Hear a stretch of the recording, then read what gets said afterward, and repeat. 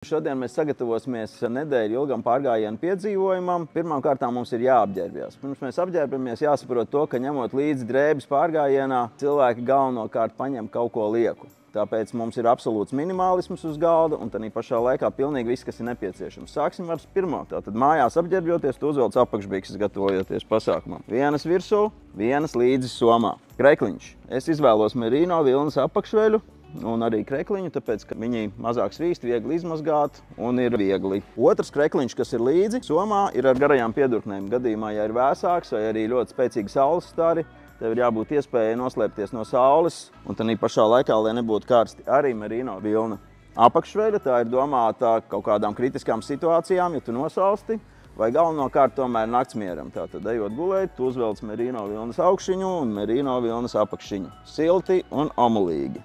Tālāk velkam bikses. Es izvēlējos bikses, kurām ir iespēja noņemt apakšu, uztaisot tos par šortiem. Tātad tev ir viens apģērba gabals, kas pilda divas funkcijas. Tālāk, ja paliek vēsi, tu uzvelc aciņu un vēl joprojām nesvīsti. Vakaros, un ja tu esi uzkāpis pārāk augstu kaut kur kalnos, ļoti lieti nodara neliela dūni aciņa siltumam, kur var salocīt ārkārtīgi mazu. Tagad mēs viņu nespiedīsim kopā, bet viņi beigās izveidojas ļoti mazu un aizņem maz vietas somā. Noslēdzošā kārta vienmēr ir Gore-Tex jaciņa, lietus jāka pret vēju. To velk vakaros vai kaut kādos augstākos gala punktos. Ja tu brauc uz ziemeļiem, kur mēs bieži dodamies, tad ļoti nodara līdzi somā pančo.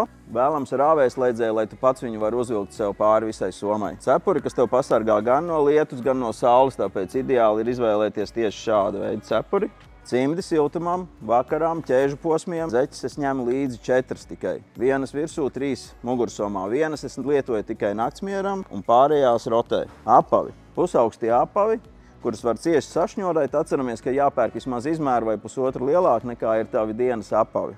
Bahilas, kurus var uzvilkt pa virs apaviem, lai pasargātu savus apavus lietus laikā vai no peļķēm.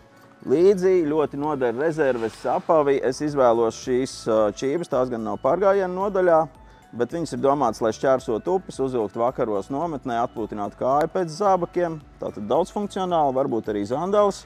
Kad esam apģērbušies, ir laiks sakrāmēt savu pārgājienu somu. Tāpat mēs esam šeit sagatavojuši visu, kas nepieciešams nedēļas garam piedzīvojumam.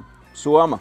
Somu izvēlos 60 litri plus 10, lielāku arī nevajag. Tātad, jo lielāku somu tu izvēlies, jo vairāk tev būs jānes. Ļoti laba vienvietīga telts ar nelielu svaru, nelielu tilpumu, dūnu guļammais, kas derēs 0 grādiem, tātad komfortabli plus 5 grādos gulēs.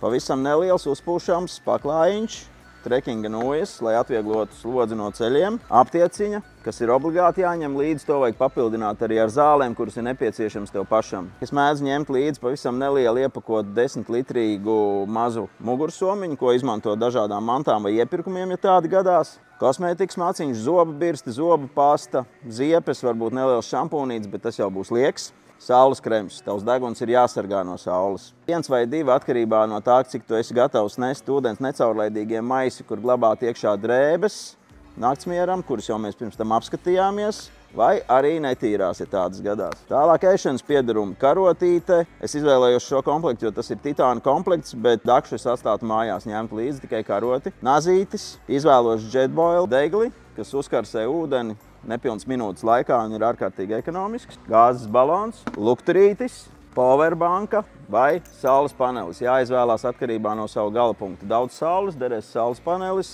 nav saules, powerbanka. Tālāk mums ir 2 iespējas, ko ņemt līdzi, vai nu ūdens pudeli, kur uzpildīt, vai arī ūdens sistēmu. Var abus divus. Es personīgi vienmēr esmu gatavs līdzi nest arī pavisam nelielu termosu rīta kafijai, bet tie ir vismaz lieki 200 grami. Un visbeidzot, mums atliek parūpēties par pārtiku. Tātad šeit ir izkārtota pārtika 6 pārgājienu dienām, 3 ēdienreizes dienā. Kā jau minēju, pirms tam ir Jetboil deglis, kas uzkarsē tikai ūdeni. Vārīt viņā nav vēlams, bet šī pārtika tieši tā ir domāta, ka tu ar viņu aplej pārtiku un ēd no paciņas ar karotīti, ko tu esi izvēlējies. Pārtika atcerieties izvēlēties dažādu, lai viņa neapnīk. Tātad 3 ēdienreizes dienā, komplektēt viņas tā, ka jums katru dienu ir kaut kas cits. Pārtika izskatās daudz uz galda, bet viņu var ērti ielikt somā, ja saliek kopā šādā veidā. Un visbeidzot, gāzes baloni, ko jūs ņemat līdzi, atkarīgs no dienu skaita, cik jūs ceļojat. Šis vienam cilvēkam pietikt veselai nedēļai. Atceraties, ka viņi nedrīkst vest lidmašīnā.